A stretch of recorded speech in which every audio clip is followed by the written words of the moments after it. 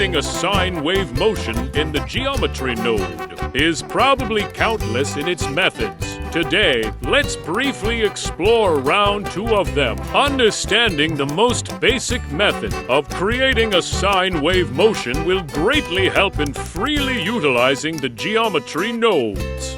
First, add a grid object and subdivide it sufficiently to replicate the sine wave motion. You could use the instance on points node, but in this video, we will try utilizing the extrude node. Can we create sine wave motion by controlling the offset scale value of the extrude node? The answer is yes. Let's take a slow look at the working process.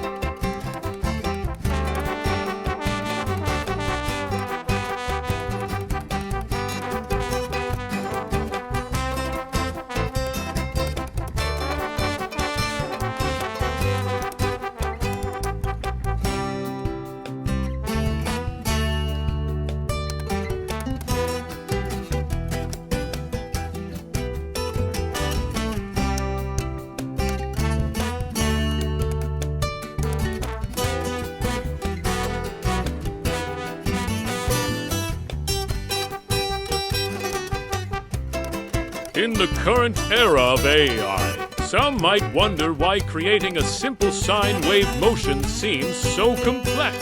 So, let's proceed with a much simpler second method.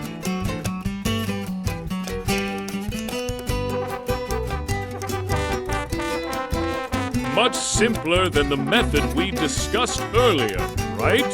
However, don't forget, the truth is, if you want to control it a bit more intricately, you'll have to sweat a bit more.